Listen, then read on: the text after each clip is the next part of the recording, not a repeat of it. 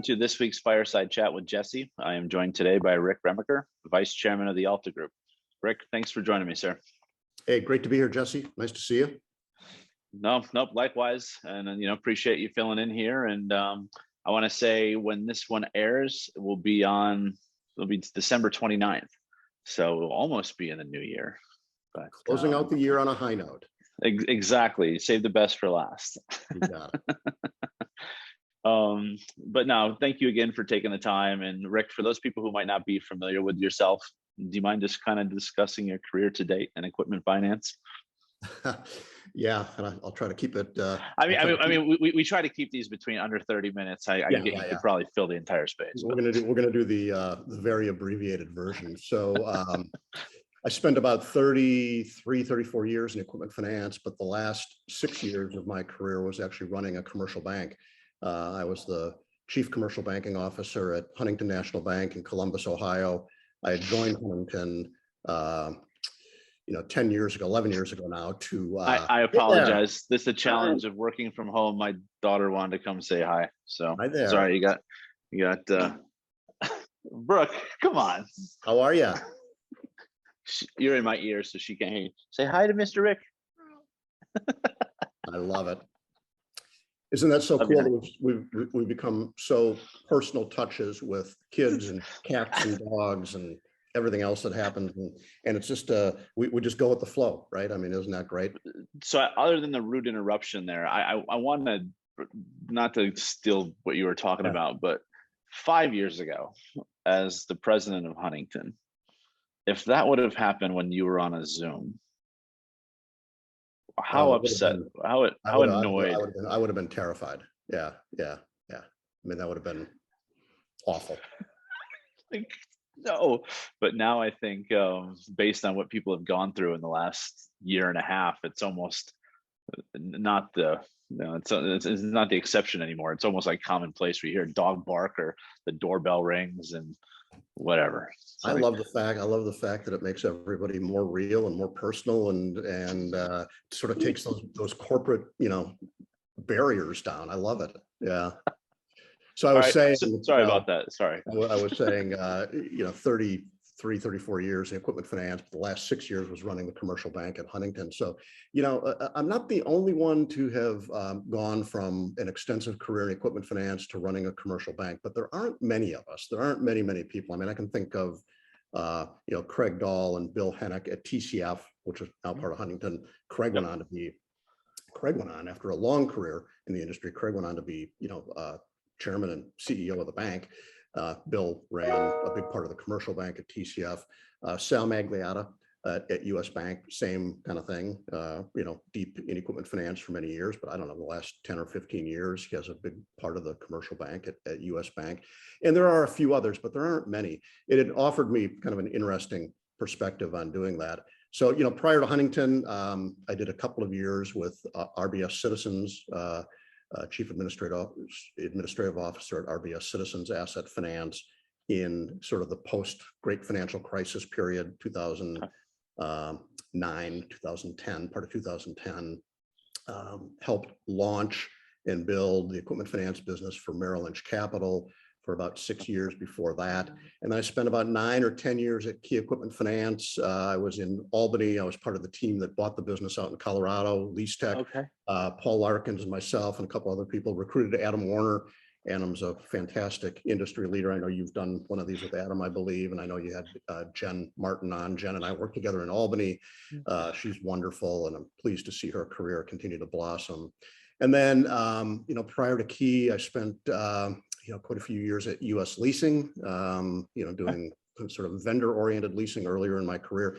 And I started my career at CIT, doing hard iron, yellow iron, machine tool, printing equipment type financing. Started as a credit analyst and documenting deals, pricing transactions, did some collections work, the kind of stuff that's really foundational in the industry. So I did a lot of stuff earlier in my career. So CIT, did a couple of years at Credit Alliance, and then US Leasing, Key, Merrill Lynch Capital and Huntington. So a great career. The industry's been really, really good to me. That sounds fantastic. I did not know that you worked at Key Equipment Finance. I Yeah. had no idea. Now, did you live up in Albany when? I moved from Dallas to Albany, then I went to Boulder, Colorado, then I went back to Albany for a number of years. Yep, I was in Albany twice. Loved it. Loved living there. Great place to live. Both my kids were born in Albany, but we had to move to Colorado in between. So kind of a bizarre thing. Yeah. So I was president of the original leasing company, the bank-based middle market and large ticket equipment leasing company. That's great. I don't know if you know that, but I'm from Watkins Glen, New York. Oh, cool. So Finger Lakes, it's like a 3 hour, 2.5 hour Yeah. drive, but still Beautiful part of the country. People don't realize it. They think of New York and they think of New York City, but upstate New York is yeah, gorgeous, gorgeous. Yeah. the real New York, the real New York. You know, Sorry it's for my pretty friends cool in the to, city who pretty cool to have a 10-minute commute to work. I lived in a beautiful suburb and, had a 10-minute commute. So quality of life was pretty awesome. yeah. Yeah, and Adam, I'll get Adam on here next year. I've had Sean Arnone and Jen. Adam has agreed to do one, but we'll space out the key folks a little bit. Yeah, absolutely. That's great. So I know a lot of people who watch these are familiar with the Alta Group. Rick, you mind just kind of giving like a little overview? I did have Jim. Jim was on, I want to say, last March. Excellent. So yeah, so Jim Jackson's our co-CEO, founded by a handful of industry veterans almost 30 years ago, 28, 29 years ago, including John Dean, who just retired at the end of last year after a long career, both in the industry and then leading the Alta Group. He was very rightfully so inducted into the Equipment Finance Hall of Fame in October at the ELFA convention. John's a great industry leader. And with his retirement, a lot of what he did was industry outreach to company executives on a quarterly, semi-annual basis. And they really needed a couple of people to help pick up that torch with John's retirement. And John and I talked for a few months and I agreed to come on board. So I'm doing that, touching base with people that I've worked with and I've known for 15, 20, 30 years in some cases. And it's a lot of fun to be able to stay mentally involved. I am still, I would say semi-retired. I'm mostly retired, but it's nice to be engaged in the industry, to stay mentally engaged, to be involved in, some projects. I'm, currently helping a institution launch an equipment finance business. I'm mentoring a future leader and, just trying to give back to the industry that's given so much to me over the last, nearly 40 years. no, that's amazing. And that was going to be my next transition there, like going from, running a bank to, all right, I'm going to step out a little bit, but I don't want to step all the way out. Yeah. One thing I did, Jesse, is I took some advice from some good friends and I just didn't do anything for 6 months. I didn't make any rash decisions because you do get a lot of calls. And even during, I retired June of last year, so in the heat of COVID. But even during that, you get a lot of calls to do things both for profit, not for profit. Some people want you to jump into a full-time. I never would have left. I never would have retired if I wanted to jump into a full-time role again and be working 60, 70 hours a week.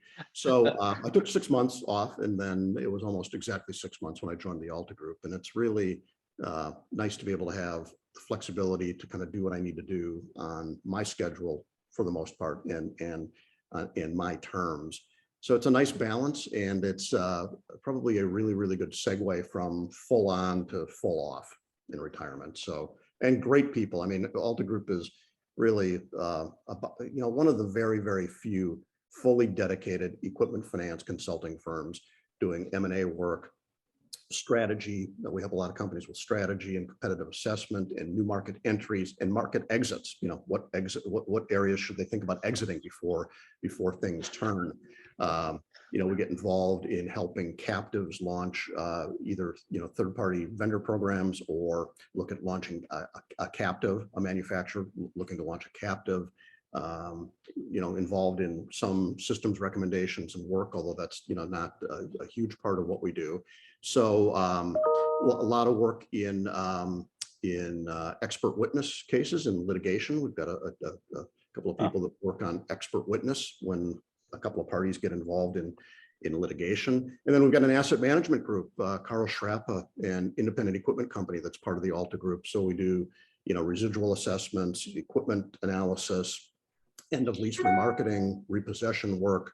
You know, Carl's a industry icon and does a wonderful job. So there's a number of different tenants. A lot of, you know, there's about 30 consultants here in the U.S. and then about another 40 spread out in Latin America and in Europe. So it's a global organization, and really all we do is equipment finance and equipment leasing, consulting, and advisory work.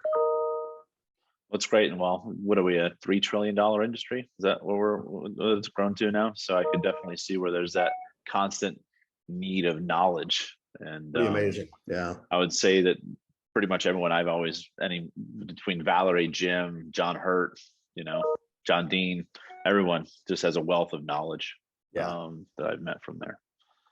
So I guess speaking on some of those the activities the Alta Group does, are you seeing any identifying trends right now in the space besides obviously some of the M&A? Like, is that going to continue, you think, next year? Yeah, I think you're going to see some M&A. There's a lot of people interested in selling, but they've got, you know, pretty lofty price expectations. They, you know, whether they're realizable or not, to be determined. But I think the three areas that I see a lot, there's an awful lot of interest in because of all the liquidity that's in the system, all of the liquidity, all of the deposits that banks have, and throughout the financial system. So a lot of institutions are looking for their equipment finance business to grow. So we're doing a lot of work in helping organizations identify new market entry, growth areas, new vertical markets, expansion opportunities, helping with strategic planning and things like that. So that's one thread. You know, another big theme is digitalization, both of those. You know, looking to what the pandemic has accelerated is, you know, people don't want to deal with people. They want to be able to do self-serve. They want to be able to do things low touch, end-to-end processing, not rekeying data. So a lot of work on you know, looking at things in that arena. And then you know, there just seems to be a tremendous amount of market entry. We've got a lot of banks, small, medium, large-sized banks looking to enter the market, looking to expand, captive or manufacturers looking to launch programs. So all positive signs for the industry, right? Yeah, no, absolutely. And you know what you mentioned on that second trend that you were talking about, me being a service provider for my almost 17 years in equipment finance, it's like, finally, like, yeah. But then you're almost seeing where it's like a slew of RFPs and everyone, it's like, okay, all this can't happen at once. Yeah. That's not realistic. But anyhow, it's nice to see it, because I want to say in 2005, when I got in, people were talking about electronic e-signature. And it's like, well, of course, why wouldn't you want that? But It really, would you say it really took the pandemic to accelerate DocuSign. So it's like, no, we're not going to do that. And it's like, yeah, really? Like, okay. Yes, we are. Yeah. Yes, we are. Well, that's excellent. So I know that I'm sure that we first probably met at an ELFA event at some point in our careers. One of the things I also focus on during these chats here is just to talk about the trade associations, Rick, how important they are to the industry, and kind of what they've meant to, you know, your career. Yeah. So, you know, and my experience is mostly ELFA, although I hear wonderful things about NIFA and some of the other organizations as well. But given sort of my background, ELFA was where I played. I got very involved very early on as a young industry participant. I served on the research committee under David Weiner, who's one of my colleagues now at Alta. And right. David and I are good friends. We transacted, you know, probably hundreds of millions of dollars of business over the years at the various institutions we worked at. But because of that work, working on his research committee at the ELFA that does the survey, the annual survey of equipment finance activity, the CFA, you know, that gave me my first entree into equipment finance. And then while I was at Key, I attended my first ELFA annual conference, and I can still remember where and what and how overwhelmed I was. It really gave me a whole different perspective on the breadth and depth and size and scope of the industry. And you know, that might have been the year John Dean was chairman. I think it goes back that far. You know, and I attended, you know, practically every annual conference since then. But I get so much more back and continue to get so much more back from industry involvement through organizations like the ELFA and the Equipment Leasing and Finance Foundation, where I served 2 terms as a trustee. I was chairman of the ELFA back in 2013. Can share some things positive things that have happened since the time that I was chair. But I would encourage industry involvement. I think the connectivity, the ability to meet people, the ability to network. As I was an industry leader, for me to be able to pick up the phone and talk to people that I met and say, hey, what do you do here? Or I've got the regulators questioning me on this. Can you help me out? That camaraderie that, in any given day, we're a competitor, but we're also friends, and we're willing to, for the strength of the industry, we're willing to help one another out. I took pride in always answering every email, every phone call when somebody needed help, when somebody was displaced and they were looking for their next career opportunity and they wanted to network. Absolutely willing to take that call, because you never know when you're going to be the guy who's on the other end of that table, and you need the networking opportunity.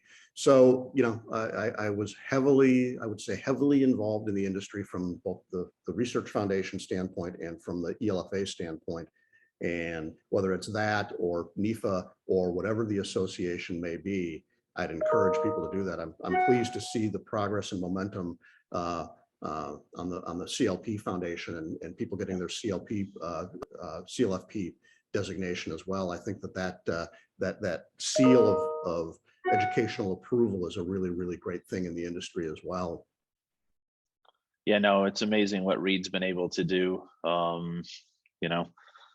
I was back on a NEFA board when it first started, and I know that particular thing was having some struggles at the time. Yeah. But when she came on board and turned it around, it's amazing what that entity has been able to grow to. There's so many parallels in the banking world. There's a CTP, Certified Treasury, CTFP, Certified Treasury professional, and that's a designated honor, and people want to have that. And I think that we're gaining that traction where in the leasing industry, a lot of our next generation of colleagues and leaders really want to have that CLFP designation on their business card as a badge of honor, but also as an ongoing investment in themselves, in ongoing education and certification, which is awesome. Yeah, well, and it opens them up into that marketplace. I mean, I've been fortunate where I've been on the business development side or sales side my entire career. So I was afforded the opportunity to go to the ELFA. I know my first one was Hurricane Wilma, so that was memorable. What a start! Yeah. But I haven't missed one since, other than the fact that we didn't have it last year. There's a lot of cool stuff that's happened. So 2013, to some that may seem like a long time ago. To me, it's a blink of an eye. But when I look back, there's just so much from an industry perspective. Not all ELFA. So some of this is ELFA, some of it's general industry, and you're involved with Equipment Finance Cares. And one of the things I wanted to talk about, but I'm so proud just to have been a leader and a participant in the industry to see the investment. It started with, the Women's Council, and Jen touched on that on her discussion with you, a while back. And that goes back quite a while, 15, 20 years, there's been a Women's Council. But, when you take a look at the industry, Jesse, I think we're inclusive, but we're not particularly diverse. There's a lot of people that look like you and me. And I think the fact that the work that Judge Snyder and a number of other people after my term as chair took up on the Emerging Talent Advisory Council, the ETAC, I think that's huge relative to investing in the next generational leader. And congratulations for you on being recognized as one of the 40 under 40. It's a tremendous investment in that next generation of leadership, where we didn't really do that, early on. The Women's Council, the ETAC, Scott Thacker and a number of other people led a very sincere effort on equity, diversity, and inclusion. And, we've made tremendous strides. I think that the composition of the industry today is more diverse because of those efforts. And we're investing in internships and different programs through the foundation and other areas where we're trying to look at a more diverse workforce and reach better decisions by having more diversity. And there is a big difference between, being inclusive, and I think we are a welcoming and inclusive industry, but we're not particularly diverse. So having these people from different backgrounds and different experiences makes for for better decisions. And then I applaud what you and a lot of your friends and colleagues have done around Equipment Finance Cares, and it's so important to give back. Whether you do that through an informal association of people involved in an industry, or you do it through your church or a nonprofit group that you're involved in your local community. I served multiple terms as chair of the Mid Ohio Food Bank in Columbus when I lived in Columbus, and being able to give back when you're so fortunate in industry and in business to be able to spend time to give back, it's just really, really important. And during the pandemic, that only got accentuated relative to the importance of helping people that were like in a food bank, Jesse. Most of the people that came to a food bank, they weren't regulars. They didn't come every week. They didn't come every month. It was, their car broke down and they had a choice of, spending $173 to repair the brakes on the car or putting food on the table. No one should have to face those kind of choices. No, no, no, no. You hit the nail on the head, and everything you just said with those people. I mean, we had our last event 2 weeks ago, and we did a best practices panel, then we did a human side of leasing panel. Scott Thacker was on that one that I moderated, Nancy Robles, Maggie Holly and David Rhodes. And it's just, I think a lot of what we're trying to do with EFC here is just, we're bringing those uncomfortable conversations to the table. I can't help it that I was born white, either can you, but it's like when people need to see the statistics where, if you have a person of different ethnicity on your executive team, the stats show that your company is going to be more successful in the long term, more profitable, because it's somebody else's ideas. It's not just what's been going on. But it's also those things, Rick, where people don't want to be told what to do. No, we need to educate them on what they could be looking for next time.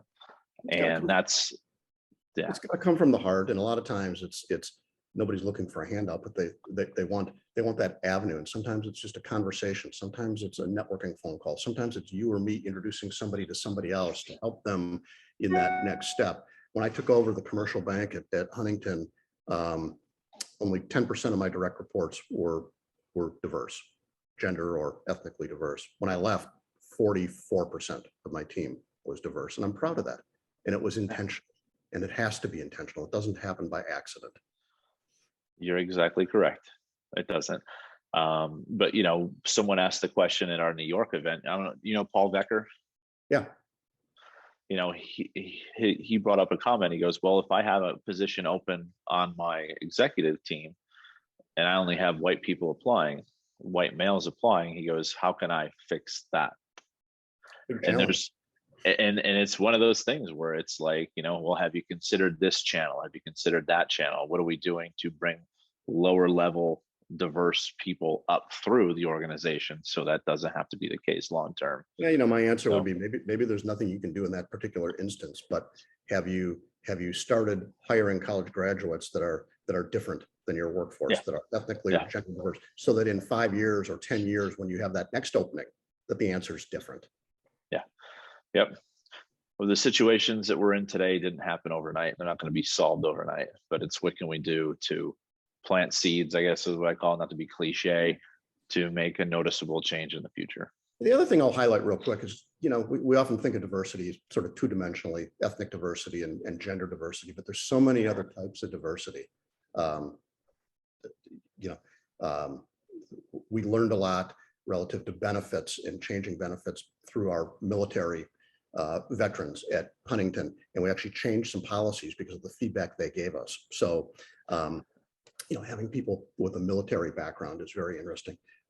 Same sort of thing relative to sexual orientation, LGBTQI diversity, and supporting a workforce that might be different than what you and I might view things. And supporting people with disabilities. There are just many dimensions of diversity beyond gender and ethnicity that we have to look at, that we can all learn from and all benefit from. Well, that, and what you said right there from some of the disability stuff, that's true inclusivity, right? Like, Yep. why shouldn't they be included? They're more than capable of, they want to help, they want to be a part, they want to join the workforce. How do we get those programs in motion? So Yeah. nope, nope, spot on. And one of the things you mentioned at the beginning when you were kind of walking through your career, was you actually learned everything almost from the ground up, collections, credit, docs, everything.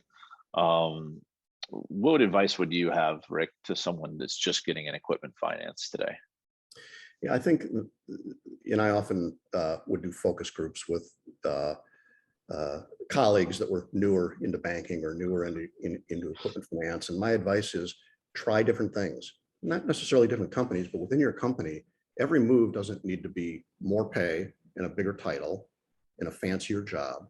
I made several very important career moves where it was a lateral move, and I did it to learn more, to be able to take maybe, one step back in some cases, to take two steps forward. Running operations, doing what Jen Martin did in earlier in her career, not the most exciting thing for somebody with my background and my personality, but I did it to really learn about that aspect of the business that equipped me to then become a P&L CEO. So, making rotational assignments and learning aspects of the business. You don't need to start in credit and go all the way up your career for the next 40 years in credit or in sales or in lease syndication or whatever it might be.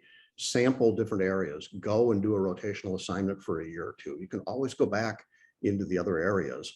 So that, and then, I think you can never underestimate the importance of mentorship. And I've been fortunate to have a very, very dear friend who started as a colleague of mine. We were peers at US Leasing, 40 years ago, doing the same job, who ultimately became my boss and then my boss's boss, and had a very good working relationship, mentoring relationship with Paul Larkins, former chairman of the association, and was CEO at Key Equipment Finance, and has had a tremendous career in the industry. And then after a period of time, roles reversed a little bit. And I think I provided him some mentorship as he had some career transition towards the latter parts of his career as well. So that importance of relying on a small network, and it doesn't have to be one person, it can be a handful of people, but a small network of people that you can rely on to be a sounding board, to be an advocate, to help you in different situations, to guide you. It wasn't my decision alone to say, I wanted to go and go from credit to documentation to sales to lease syndication, to continuous improvement. I led an initiative for 2 years at Key where I did continuous improvement, business process improvement. Again, not core to my thinking, but I learned a tremendous amount that was, very instrumental in things that I did later in my career. But, it was encouragement from a mentor to go do those things that really helped me be bold enough to take those moves. No, and I can relate. I have two different mentors in this industry, and they are completely opposite. One is more similar to my thinking and mindset, and the other one's like more of the yin and yang type. It's totally different. But I want that perspective, right? Before, it's like, this is what I'm thinking. What are your thoughts? Positives, negatives, everything else. And it really helps. And if you reach out to someone, because I've had people that have reached out and asked me to help them, and it's flattering, right? Because it's like, wow, okay, you believe that much in me and my ability where I can, provide some value to you. So those are all valid, good points, Rick. Thank you. Yeah, and what I mentioned earlier too, return every phone call, network with people, make new friends, develop a big network, return emails, help where you can. It seems like a big industry, but it's a really small industry, and you never know when you're going to end up, working alongside somebody, helping somebody. I think it's critically important to. Sorry about that. Critically important to. To give back, to be friendly, to be helpful wherever you possibly can in the industry. Well, all right, I'm going to switch it up on you one last time here, if you don't mind. Everyone who comes on here, you've watched a few of these. I asked a little fun fact about themselves. Anything you'd like to share? I don't know that it's a real fun fact, but I've run I've run 10 marathons. So big distance runner. I took that up, a little bit of an industry connection to this, Jesse. I had a colleague that I worked with at two different institutions, back at US Leasing, and then we worked together at Key. And when I was in Boulder, Colorado, he was diagnosed with leukemia in December and unfortunately passed away by the following May, and left behind a wife and a 6-month-old baby. And coincidental or not, I received a mailing from the Leukemia and Lymphoma Society to, train for a century ride, or run a marathon, or do some other athletic achievement to raise money for research, for cancer research. Those are blood cancers in this case. So I decided, bucket list, I was going to do one. And one turned into an addiction of mine for, a 10 or 15-year period, where I ended up, just doing a marathon annually every year, including qualifying for and then running the Boston Marathon, which was a huge achievement for me. So, that's maybe one fun, interesting fact. I'm a big skier, love to golf, stay involved in a number of different activities, but it's probably one thing that a lot of people didn't know about me. And also, you enjoy a good bike ride every now and then. I see some of the metrics. So. Yeah, as I've gotten older, the running has trickled down to next to nothing, and I found it easier to hop on a bike. So, and my wife and I did a 6-day bike trip in October in Italy, and just thoroughly enjoyed the Italian countryside and traveling via bike and via a bike tour with Trek Travel. Highly recommended. It was a fabulous experience for us. See, I don't know if I could handle the wine and the carbs and then getting back on the bike.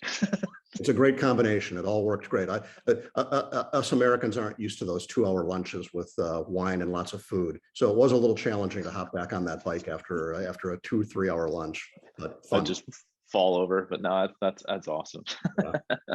And Italy's beautiful. I've only been to Capri for a week for Brooke's baby moon 4 years ago, actually. But it's a beautiful country to visit. Yeah, great experience for sure. And then kind of in closing here, why the Alta Group for some of this advice that I know why, Rick, but. Yeah, well, I think really we've got the most talented group of industry veterans, people generally with 30, 40 plus years of industry experience. There's likely not a challenge that we haven't come across that we haven't helped somebody else in the industry address and solve. So for those that are out there in the industry watching this, if you need help, if your board of directors is questioning something, if the regulators are questioning something, if your investors are looking for validation of your business practices, if you need help validating, industry compensation, expert witness work, asset management work, no matter what it is, I think we've got a group of experts that can cover and help your company. So really pleased to be associated with Valerie Gerard and Jim Jackson and the whole team at the Alta Group. They're just fantastic industry veterans and colleagues like all of us looking to give back to the industry. Well, excellent, Rick. Well, I really appreciate your time today. I'm assuming next time our paths will cross in person, maybe executive roundtable. More than likely, yes. More than likely. Okay. Well, you have a enjoyable holiday season, sir. And I'm sure we'll be talking before then. But really appreciate your time today. Appreciate the opportunity, Jesse. Congrats on all your success, and happy holidays to you and to everyone. All right. Thank you. Thanks.